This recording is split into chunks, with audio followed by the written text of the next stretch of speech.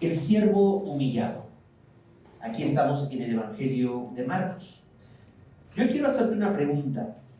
¿Qué sucede cuando alguien que presume poder, éxito y autoridad es expuesto públicamente como un farsante y es humillado ante todos? ¿Qué sucede? ¿Qué pensamos? ¿Cómo actuamos? ¿Sí? Si me ayudan, por favor, nada más a sincronizarlo. Falta, ¿no? Bueno, ya decía yo que hablo más. Entonces, el siervo es humillado. Hasta aquí nosotros hemos visto cómo Jesús ha sido llevado a tribunal, cómo Jesucristo incluso fue elegido antes, ¿sí? Para ser crucificado antes que un homicida, un insurrecto, ¿sí? Que fue Barrabás. Aquí los soldados, como dice el título, viene en la Nueva Biblia de las Américas, los soldados se burlan de Jesús. Hay un proceso de humillación. ¿Sí? Yo quiero Evangelio de Marcos. Y yo quiero preguntarte, ¿alguno de ustedes conoce a este mexicano? No es otra versión de mí, no soy yo, tampoco no es de él. Nos parecemos un poquito, pero no. ¿Alguien sabe quién es? ¿No? ¿No? ¿Nadie? ¿No? ¿No? El Máster Muñoz, claro, Martín, claro, el Máster Muñoz. Bien, para los que no saben o no lo recuerdan, Máster Muñoz en el 2023 más o menos sufrió o fue expuesto públicamente. Pero antes de mencionar esto, este señor, este mexicano que lo tenemos aquí, con trajes llamativos, lenguaje motivacional, con un discurso de triunfo, ¿sí? Y no, mi intención no es hacer leña del árbol caído, ni tampoco demeritarlo, simplemente es, durante un tiempo, fue una figura de admiración para miles, muchas personas que estaban en el ámbito del emprendimiento, ¿sí? Y de todo el negocio, seguían mucho sus podcasts, su libro, entre otras cosas. Pero bastó un instante, era seguido por miles, tenía miles y miles de seguidores en México y en América Latina, pero bastó un momento, una conversación mal dirigida, una entrevista que lo cambió todo, inclusive una crítica en donde hace su persona, hace su ideología, hace sus motivaciones, donde básicamente en consejería le hicieron ¿por qué haces lo que haces? Y una crítica bien fundamentada, ¿sí? Hicieron que fuera exhibido públicamente en muchas áreas que tenía sueltas, en el sentido muy profundo. Y eso provocó que todo se le viniera abajo. Todos sus canales, todas sus entrevistas, todos sus eventos se le vinieron abajo. De ser llamado el maestro del éxito, sí, pasó a ser un objeto de burla. Por eso mi intención no es demeritarlo, sino simplemente redactar estos hechos. Su caída fue pública y dolorosa, ¿saben? Tenía muchas personas porque generó un alter ego, una persona, una figura, un personaje en donde fue expuesto. Y sabes qué es sorprendente, que en Marcos 15, ¿sí? Encontramos a alguien que también fue vestido con ropas llamativas, rodeado por una multitud, expuesto públicamente y ridiculizado. ¿Sí? Pero no fue para... Pero este personaje no fue un farsante, sino que era un verdadero, era el verdadero rey. Jesús no cayó por ignorancia o por arrogancia, sino que descendió voluntariamente desde los cielos a hacerse semejante y a hacerse humilde en humillación por amor a las personas. A diferencia del máster, él no estaba buscando fama, sino redención para todos nosotros. Carlos Máster Muñoz en el 2023 fue expuesto en una humillación pública y reitero, Jesús no cayó por arrogancia, sino que descendió voluntariamente en humillación por amor. A diferencia del máster, él no estaba buscando fama, sino redención. ¿Por qué nos obsesiona entonces tanto el poder y el respeto a los mexicanos? ¿Saben? A mí me criaron y a mí me inculcaron muchísimo diciéndole a las personas mayores a mí, usted, con permiso, a no rebasarlos, no interrumpir, ¿verdad? Nuestras mamás, nuestros padres siempre nos inculcaron mucho, háblele de usted, es mayor que tú, ¿no? No le faltes el respeto. Y entonces ahí teníamos muchos niños en nuestra cultura mexicana que le hablamos de usted, tal vez esto en un lenguaje en inglés o en otros lenguajes, en otros idiomas, a lo mejor no hay el mismo de terminología, pero no es lo mismo dirigirse a un niño, a alguien como tú, a un adulto. ¿Por qué como mexicanos entonces nos obsesiona tanto el respeto? Porque si alguien, no sé si a ti te pasó, pero si alguien osaba faltarle el respeto a un adulto, salía la mamá con su superpoder ocular sin una sola palabra para que respetáramos a los mayores. ¿A poco no? ¿Quién le pasó eso? Que tenían los padres un poder ocular de que se callaba, no, uno se callaba porque en la casa le iba peor. Pero ¿qué hacemos entonces cuando estamos de la otra parte y hemos sido irrespetados o nuestra figura ha sido menospreciada? ¿Cómo actuamos? ¿Cómo respondemos? ¿Cómo nos comunicamos? En nuestro contexto cultural, la sociedad mexicana, específicamente los de Ciudad de México, valoramos mucho el respeto, ¿a poco no? Valoramos mucho la imagen y el poder, porque yo soy de provincia. Cuando llegué aquí, me di cuenta claramente de que hay mucha división en clases sociales. ¿En dónde vives? Yo no sabía. Cuando yo llegué aquí a la Ciudad de México, a mí me ofrecieron un departamento en Tlatelolco en 6,500 pesos. Yo dije, ah, padrísimo, está barato, Tlatelolco, hay metro, me queda cerca de la iglesia, pues vamos. No tenía ni la menor idea. Pero cuando me dijeron que los de Tlatelolco, sin menospreciar a los que trabajan por allá, ¿sí? O los que viven por allá, cerca de esa zona, el punto es, si tú vives por ahí, o vives en Peñón de los Baños, o vives en otra zona que no sea la Condesa, las Lomas, sí hay una distinción en la gente citadina, ¿sí? Sin embargo, hay una demanda de respeto, ¿sí? No es lo mismo llegar con un valedor y decirle, ¿qué onda? ¿Cómo estás? ¿Cómo te ha ido, camarada? A llegar y entablar una plática con alguien de del mismo, otra cultura menor, pero de otra zona, no sé, no es lo mismo hablar con una persona de Coyoacán que de Polanco y todo esto, porque la imagen vale. Si llevas puesto ropa del tianguispul, no es lo mismo si llevas vestido ropa del diseñador. Incluso el poder, si tienes un auto, un automóvil imponente, eso para los citadinos comunica mucho.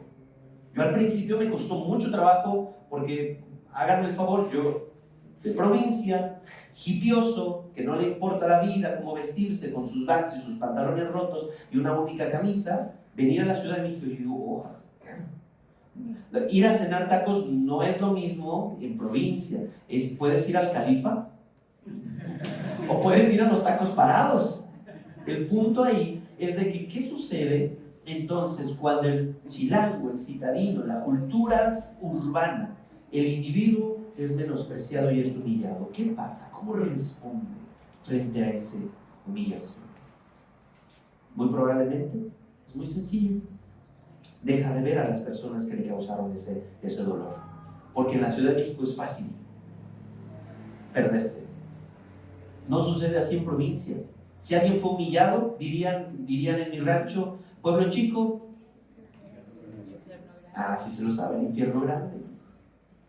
El punto aquí es de que te puedes perder y ya no pasa nada. Tu reputación la puedes regresar luego con las siguientes personas que no conozcas y puedes aparentar lo que tú quieras, ¿sí? La intención aquí es que Jesucristo está redefiniendo el poder, la autoridad y lo que realmente vale la pena. Él no se aferró al estatus. ¿Recuerdas en Filipenses capítulo 2? Acompáñame en tu Biblia. Pon tu dedo ahí en Marcos y acompáñame ahí más adelante. Si eres nuevo, puedes consultar el índice. Si no hay ningún problema, si también tienes la aplicación de la Biblia, entonces puedes citarlo en tu teléfono, en tu celular. Y entonces yo quiero que me acompañes a buscar Filipenses. ¿Sí? Filipenses capítulo 2. ¿Sí? Versículos 6 al 8. Dice así. Bueno, desde el 5.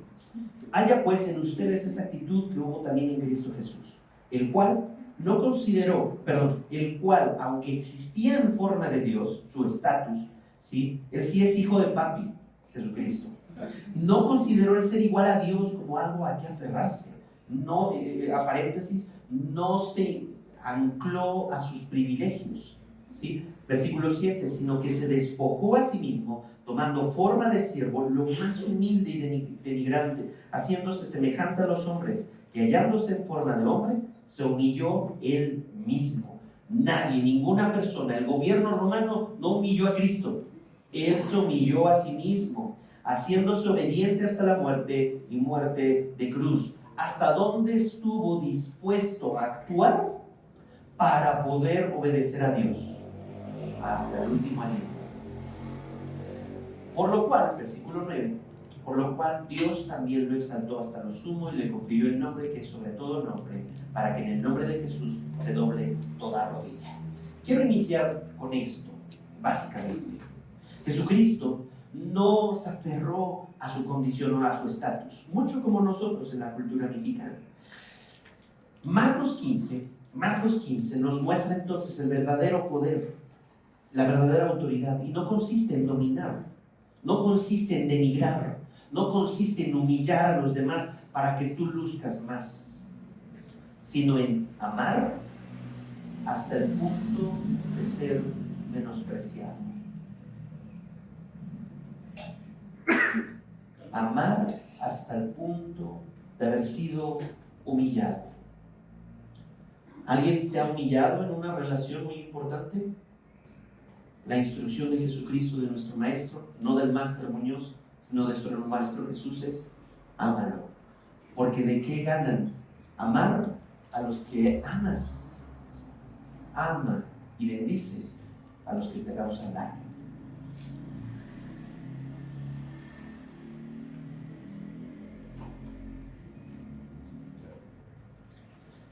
Hay tres paradojas en toda esta historia de Marcos del 16 en adelante. La primera paradoja es esta: la corona de derrota es la verdadera victoria. Vamos a ver entonces, primero, que en la cultura romana, para ser muy precisos, acuérdate que Marcos está dirigido para gente romana, gentiles romanos, tienen muy identificado un aspecto: la coronación. ¿Sí? En los honorarios, el honor, la celebración que se le hace a una persona que ha vencido y se le otorga una corona, una cintilla de laurel, que significa él es honorable.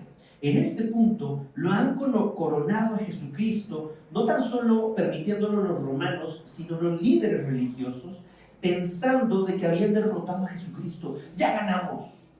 Ya estamos ahora sí a punto de ver a nuestro peor enemigo, dicen los fariseos, derrotado. Aparte de la corona de espinas, ¿sí? Aparte le habían puesto un manto de color púrpura.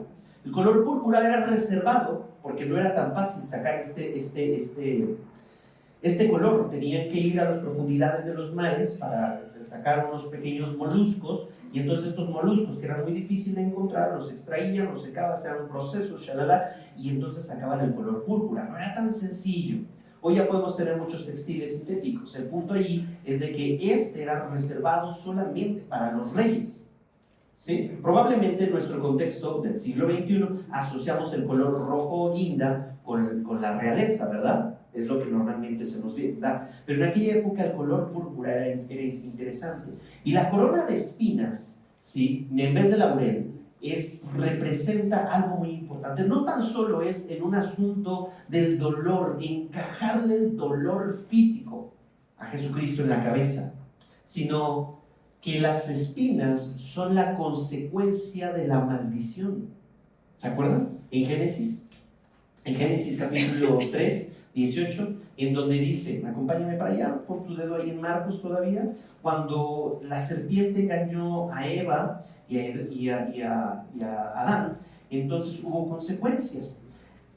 Dios va con el hombre le dice, yo no fui, fue la esposa que tú me diste, entonces le echa la culpa, y la mujer, y luego con la serpiente. El punto ahí es que al hombre, cuando versículo 3, Génesis 3:17, Entonces el Señor le dijo a Adán: por cuando has escuchado la voz de tu mujer y has comido del árbol del cual te ordené diciendo no comerás de él, maldita será la tierra por tu causa, y con trabajo comerás de ella todos los días de tu vida. Espinos y cardos te producirá y comerás de las plantas del campo. Esto es un aspecto que simboliza la maldición del pecado. En el momento en el que la humanidad cayó de la gloria de ser glorificados y tener una relación con Dios, las espinas y los cardos ahora forman parte del ecosistema caído.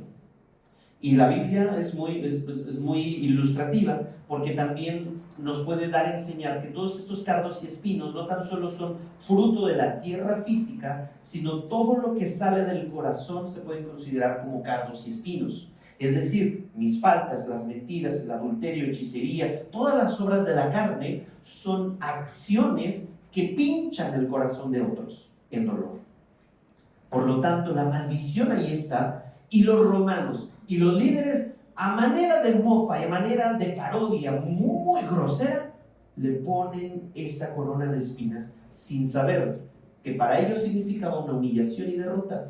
En realidad Jesucristo voluntariamente estaba cargando con la maldición de forma simbólica en esa corona de espinas. No tan solo fue un lindo adornito, tenía un significado muy profundo, porque más adelante toda esa maldición iba a ser absuelta por el derramamiento de su sangre.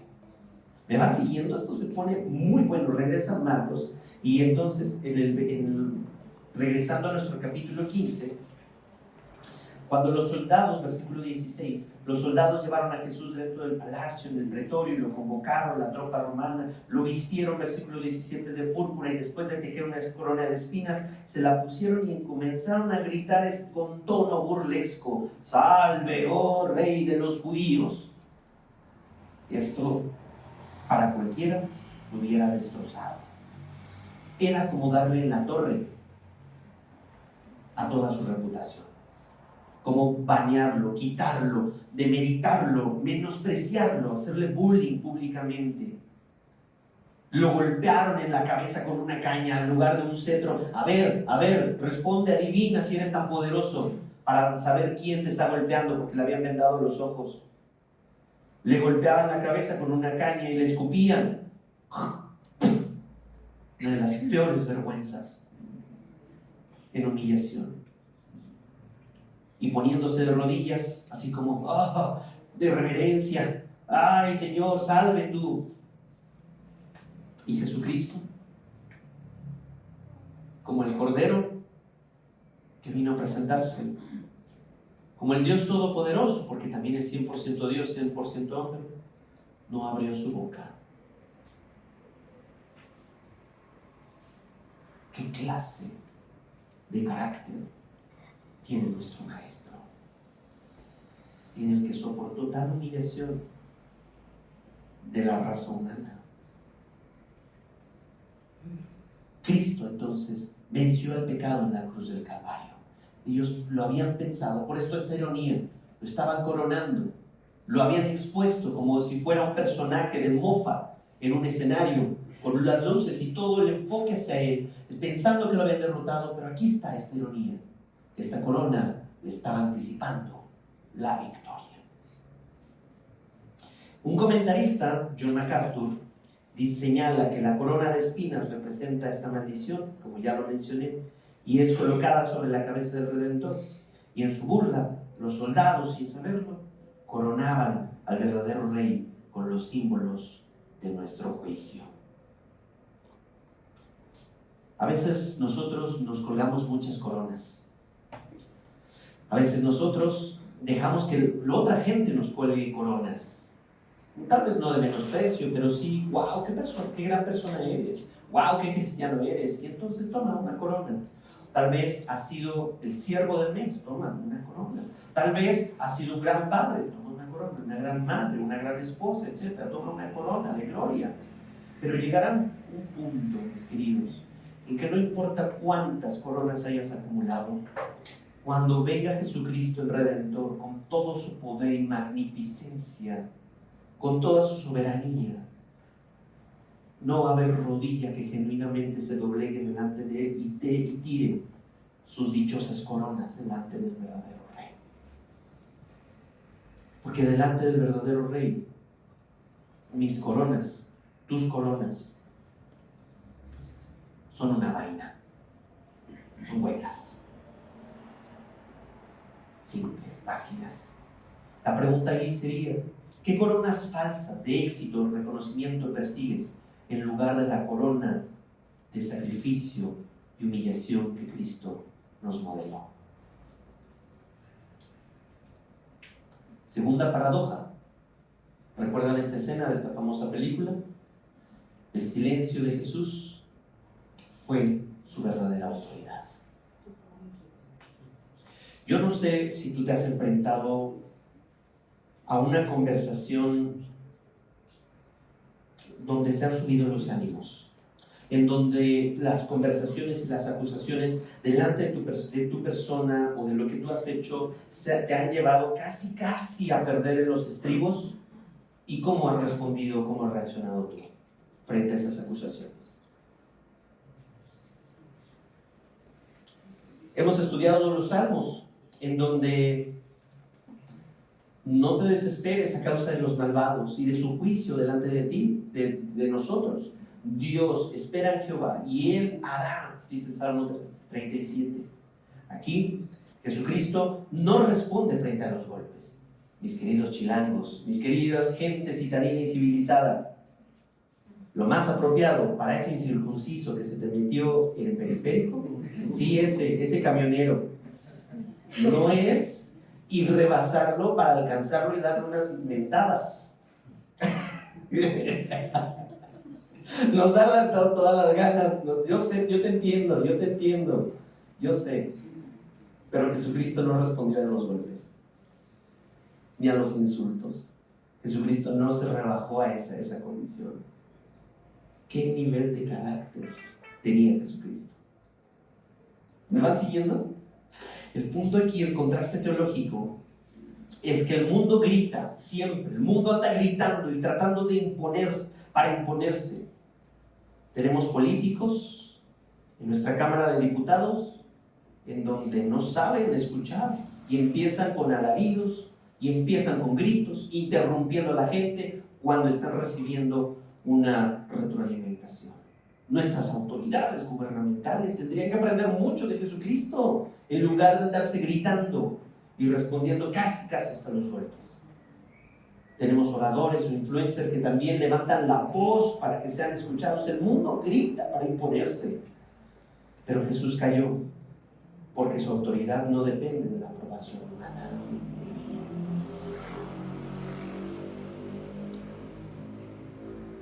En otro pasaje, en Isaías, y sobre todo en Isaías 53, versículo 7, habla acerca de esta condición de Jesucristo. Isaías 53, 7. No lo voy a leer todo, pero todo es grande, es tesoro. Isaías 53, 7 dice: Jesucristo, el ungido, Jesucristo, el Mesías, aquí todavía no nacía, pero esta era una profecía con respecto a él, fue oprimido y afligido, pero no abrió su boca. Como cordero que es llevado al matadero, y como oveja que ante sus trasquiladores permanece muda. Él no abrió su boca. ¿Cuánto te enchilas tú? ¿Qué tan mecha corta eres tú? Que cuando alguien sale y te dice: oye, ¿por qué no hiciste esto? Y luego pasa, ahí va el chilango. Tiene las letanías a punta de lengua. De verdad, hay mucha cultura citadina que no le puedes decir nada porque ya, es más, cantinflea o dice tantas cosas que dices: ¿cómo llegamos a este punto? ¿Verdad? ¿Les ha pasado? Sí, a mí me ha pasado. Que uno no puede llegar y decirle: oye, te equivocaste en esto porque... No, es que espérame, porque no, porque... ¿En qué momento les aflojó se les soltó la lengua? Jesucristo, Dios en sí, también en Isaías, en otro contexto, con el profeta Elías, cuando estuvo en un lugar, en esta montaña, perseguido, en ansiedad y en depresión, después de haber hecho un gran milagro en el Monte Carmelo, y fue después perseguido por esta mujer, por la esposa del rey, Jezabel. Dios le habló, no a través de truenos, estallidos de montaña, remolinos, torbellinos, fuego, no le habló ahí. La voz de Dios se escucha, se percibe en silencio. Un silbido apacible, dice la Escritura. ¿Cuándo fue la última vez que guardaste silencio para escuchar, dejar de escucharte a ti y empezar a escuchar la voz de Dios?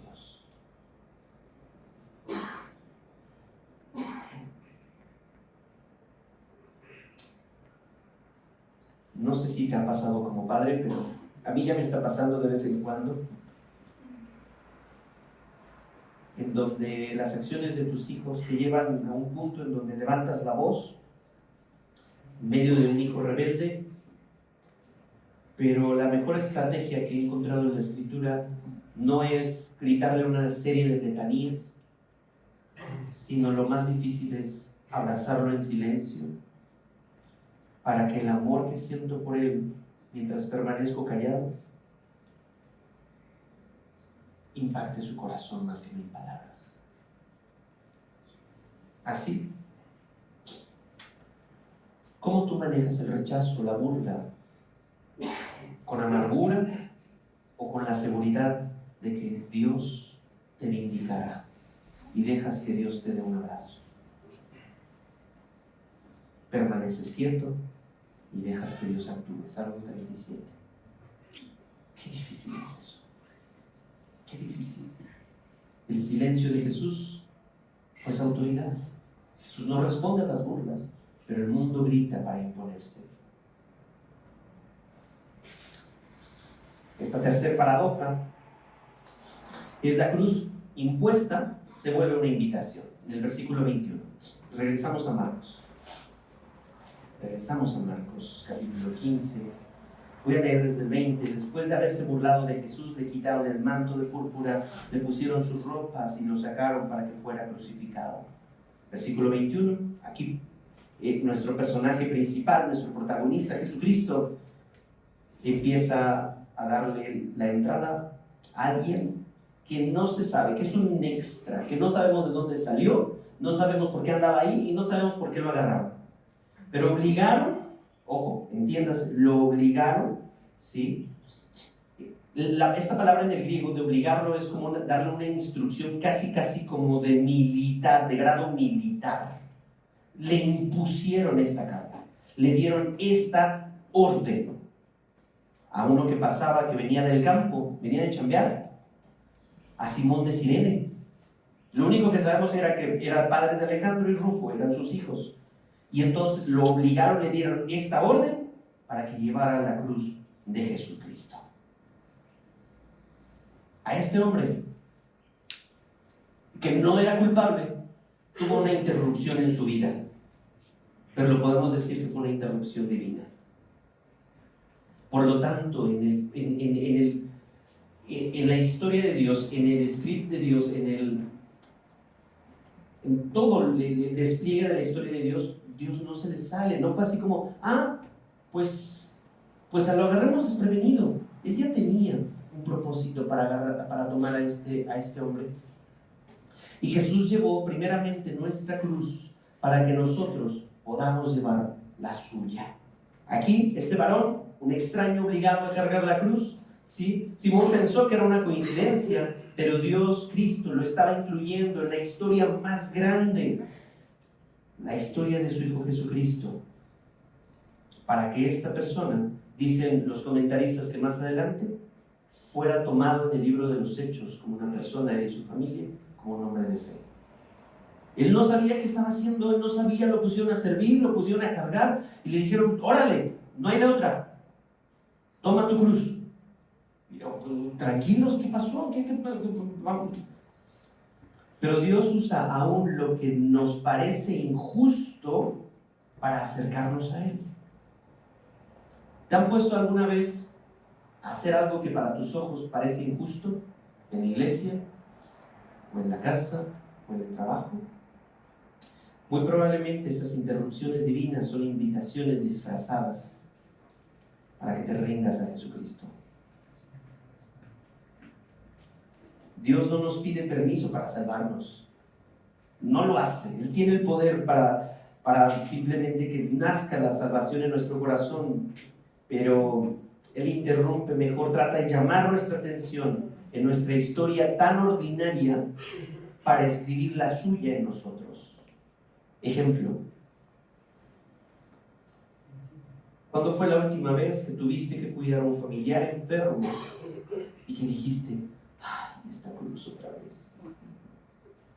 Pero probablemente esa interrupción en tu vida, en tu agenda, en tu trabajo, en tu calendario, te llevó a acercarte más a Dios, porque a las 3 de la mañana ya no hallabas ni a cómo acomodarte en la silla de espera, o ahí a un lado de la camilla, donde ya no había alimento, donde ya estabas hiper cansado y al día siguiente tenías que ir a chambear, y entonces Dios interrumpió tu calendario, tu agenda, tu vida ordinaria para que suceda un evento extraordinario. Una de dos: o ves esa interrupción como algo que te está para renegar de Dios, o ves esa interrupción para acercarte a Dios. No estás aquí en esta iglesia para que Dios interrumpa tu vida. Yo me acuerdo cuando trabajaba en el colegio, los cuadernillos de matemáticas a veces venían incrustados algunos versículos bíblicos, y algunos de mis alumnos decían, oye, profe, es que ¿por qué la Biblia interrumpe mis matemáticas? Los niños pensaban que la Biblia y los versículos interrumpían su estudio en matemáticas, pero esos versículos básicamente estaban confirmando que Dios es el mejor matemático, y la naturaleza confirma que las matemáticas provienen de una gente más inteligente que nosotros, para que entonces podamos decir, Dios, gracias, porque llega un punto en el que las matemáticas me enseñan a que tú eres real. La ciencia. Y Marcos 8:34, ¿sí? Regrésate unos capítulos más para atrás.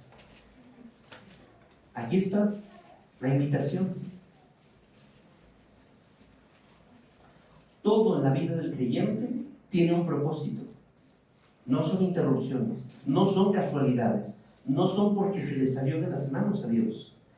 Marcos 8:34 dice, llamando Jesús a la multitud y a sus discípulos les dijo, si alguien quiere venir conmigo, niéguese a sí mismo, tome su cruz y sígame.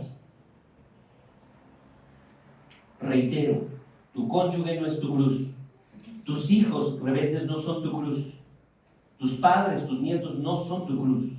La intención aquí es que niegues el ego, el egoísmo satánico, el del orgullo, que te lleva a vivir para tus placeres, tus lujurias, todos tus deseos, en donde tú eres el centro de la vida. Y entonces, Dios, me niego no a recibir, sino a yo no tomar el punto de control en mi vida. Siéntate tú, y sé tú acercándote a mí, lavándome y santificándome.